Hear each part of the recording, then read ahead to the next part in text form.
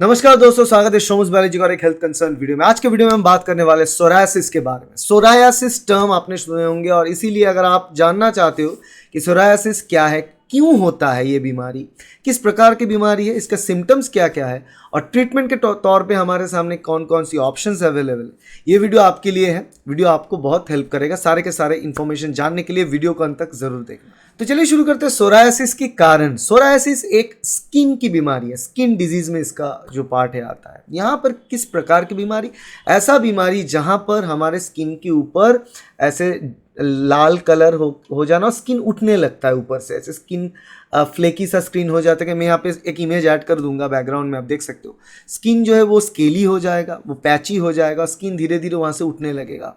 और सिर्फ ये उठेगा ही नहीं, उसके साथ साथ वहाँ पे लाल भी हो जाएगा, खुजली जैसा भी फीलिंग होगा और थोड़ा बहुत दर्द भी हो सकता है। जी हाँ, और ब्लीडिंग कुछ टाइम पे इतना वहाँ पे स्किन उठने लगता है तो ब्लीडिंग भी हो सकता है, थोड़ा बहुत ब्लीडिंग आपको नजर आता है। तो सोरायसिस के कारण क्या है? सोरायसिस के कारण के बारे में बात करें तो ये एक ऑटो इम्यून डिसऑर्डर है, जहाँ पे अपने शरीर का जो प्रतिरक्षा सिस्टम होता है, इम्यून सिस्टम, वही अपने स्किन सेल्स को इस हिसाब से अटैक करता है कि आपके स्किन की जो कोशिका है, स्किन की जो सेल है, वो कोशिका धीरे धीरे वो नष्ट होने लगता है और वहाँ पे नए जो सेल्स, और स्किन का एक बात होता है, जब भी ऊपर का लेयर ऐसे ख़त्म हो जाता है दूसरा लेयर वहाँ पे तैयार होना स्टार्ट होता है। तो यहाँ पे ऐसे ही पुराने जो लेयर है वो रिप्लेस होता है नए लेयर से। जनरली ये नॉर्मल प्रोसेस है बॉडी की, मगर जब ऑटो इम्यून अटैक हो, शरीर की अपनी ही प्रतिरक्षा सिस्टम अटैक करे और स्किन सेल्स को मार रहा है, उसको निकाल रहा है, तो एक्सेसिव ग्रोथ ऑफ स्किन्स वहाँ पे होता है। तो एग्जिस्टिंग स्किन सेल्स बहुत जल्दी से जल्दी शेड ऑफ हो जाता है और उठने लगता है पुराने जो स्किन सेल्स थे और नए स्किन सेल्स आने लगता है। इसीलिए प्रोसेस रिपीटेडली चलता रहता है। और चलते चलते इसके साथ अगर एनवायरमेंटल फैक्टर्स बहुत इंपॉर्टेंट प्लेयर हैं। जी हाँ, 3 फैक्टर्स। एक तो है आपकी जेनेटिक बहुत इंपॉर्टेंट रोल प्ले करेगी, यहाँ पे आपके परिवार में किसी लोगों में ऐसा है या नहीं। उसके साथ साथ आपके जो है एनवायरनमेंट बहुत इंपॉर्टेंट होता है। आप जिस एनवायरनमेंट वातावरण में रह रहे हो वहाँ का टेम्परेचर और वहाँ पर ह्यूमिडिटी, जो एयर में जो ह्यूमिडिटी रहता है वो रिलेटिव ह्यूमिडिटी कितना है उसके ऊपर डिपेंड करता है। बहुत ड्राई एरिया है तो स्केलिंग ऑफ ज़्यादा होगा, ह्यूमिडिटी ज़्यादा है तो वो कम होता है थोड़ा बहुत। तो ये सारे कारण हैं सोरियासिस की। अब बात करते हैं सोरायसिस की सिम्टम्स के बारे में। देखो, सोरायसिस का जो सिम्टम है ना, इसको पर्टिकुलरली देख के ही सोरायसिस बोल देना बहुत डिफिकल्ट होता है, क्योंकि बहुत सारे डर्माटाइटिस में भी, जिसको हम बोलते हैं एक्जिमा में जैसे सिम्टम्स आते हैं, सोरायसिस में सिमिलर सिम्टम्स आ सकता है, जैसे कि स्किन ड्राई हो जाए ना, स्केली हो जाए ना, क्रैक हो जाए ना, वहाँ पे जलन या फिर जो है खुजली जैसा फील होना, ये सारे के सारे चीज़ एक्जिमा में भी होता है। मगर डिफरेंस यहाँ पे ये होता है कि यहाँ पे इसका कारण अलग है, एक्जिमा का कारण जो है अलग होता है, दोनों का कारण अलग है। और एक्सपीरियंस जो डॉक्टर्स होते हैं, डर्माटोलॉजिस्ट होते हैं, वो देख के पता कर सकते हैं कि एक्जिमा है या फिर मतलब जो डर्मेटाइटिस है उस प्रकार की, या फिर कोई प्रकार की डर्मेटाइटिस है, या फिर ये सोरायसिस है। सोरायसिस में ड्राई हो जाना, स्केलिंग हो जाना तो होता ही है, और थिक भी हो सकता है, स्किन उस जगह एरिया में थिक होके उठ सकता है एक साथ, ये चीज़ होता है। इसके साथ साथ कुछ केसेस में आपको बोल रहे तो लाल कलर का होता है, उस जगह में स्किन जितना फ्लैट रहता है वैसे नहीं, उससे थोड़ा बहुत ऊपर उठ के रहता है, लाल कलर का ऐसा एक क्या कहेंगे, स्किन जो है थोड़ा ऐसे ऊपर उठा हुआ रहता है, ये भी हो सकता है।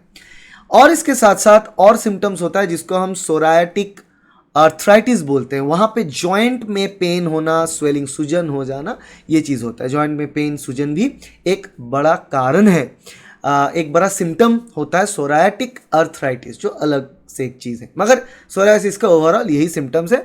तो स्किन की सिम्टम्स पहले दफ़ा देख के हो सकता है कि आपको लगे कि ये सोरायसिस है, या फिर हो सकता है लगे कि ये एक्जिमा है, डर्माटाइटिस है। मगर प्रॉपरली उसको जांच करने के बाद कुछ टेस्ट चाहिए होता है जिससे पता चलता है, डिफरेंशिएट कर सकते हैं कि ये सोरायसिस है या फिर ये जो है डर्माटाइटिस है। अब बात करते हैं सोरायसिस की ट्रीटमेंट के बारे में। सोरायसिस का कौन कौन सी ट्रीटमेंट अवेलेबल है? देखो, जनरली यहाँ पे ओवर द काउंटर कुछ मेडिकेशंस, कुछ क्रीम्स आते हैं जो बेसिकली बनाया हुआ होता है स्टेरॉयड क्रीम। स्टेरॉयड क्रीम का काम ये होता है कि कहीं पे भी ऐसे जब स्किन कंडीशंस हो, जहाँ पे सूजन होना, लाल होना, फ्लेकी स्किन होना, या फिर जो स्किन क्रैक होता है, वहाँ पे अप्लाई करना होता है। जहाँ पे कॉर्टिकोस्टेरॉइड्स रहता है उस सारे क्रीम्स में, तो कॉर्टिकोस्टेरॉइड ऑइंटमेंट्स आप इस्तेमाल करके देख सकते हो, उससे कुछ हद तक आराम मिलता है। अगर क्रीम से आराम नहीं मिल रहा है तो और एक थेरेपी है जिसको फोटोथेरेपी बोलते हैं। जनरली सनलाइट, धूप से भी वो थेरेपी दिया जाता है, धूप में यूवी रहता है। अपार्ट फ्रॉम दैट, सिर्फ और सिर्फ यूवी से भी ट्रीटमेंट किया जाता है, सिर्फ और सिर्फ यूवी यूटिलाइज करके भी ट्रीटमेंट किया जाता है। और वहाँ पे उसका कंट्रोल और ऑफ एक्सपोजर बहुत मायने रखता है, क्योंकि यूवी अगर ज़्यादा एक्सपोजर हो जाए तो वो भी एक काम करता है as a base alteration, like thymine dimer बना देता है, उससे प्रॉब्लम होता है, वो अलग चीज़ है। मगर यहाँ पर फोटोथेरेपी के मामले में UV in a control way of usages या फिर धूप का जो सनलाइट है, धूप है, उसी को इस्तेमाल करके ट्रीटमेंट जो है किया जाता है।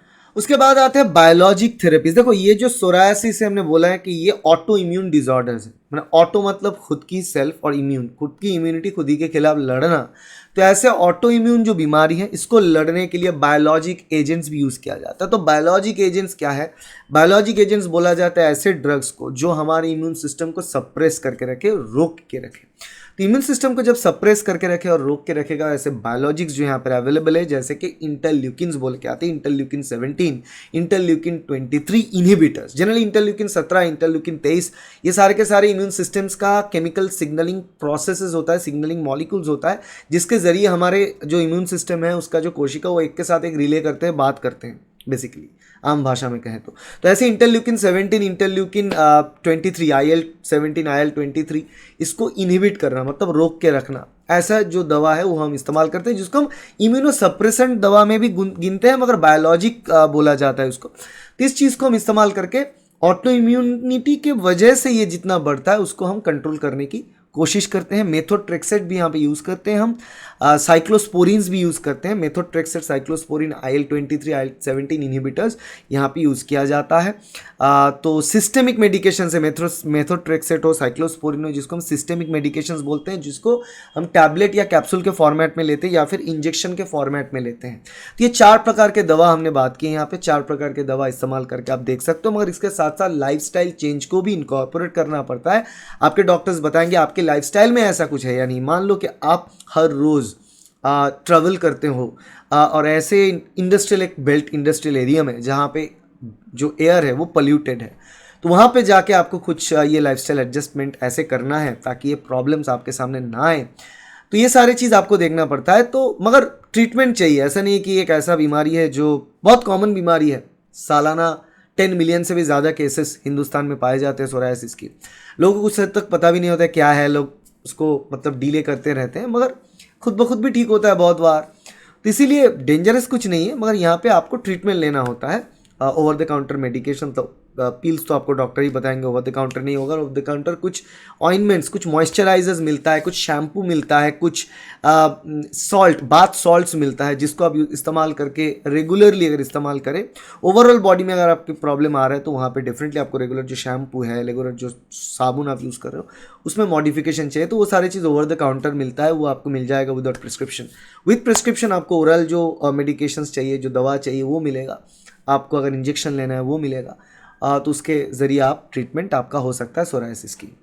तो आशा करते हैं सोरायसिस रिलेटेड वीडियो आपको अच्छा लगा। वीडियो अच्छा लगा तो वीडियो को लाइक करना, शेयर करना अपने दोस्तों के साथ, कलीग के साथ, फैमिली मेंबर्स के साथ, सब्सक्राइब करना इस चैनल को ताकि ऐसे वीडियो आपको मिलता रहे।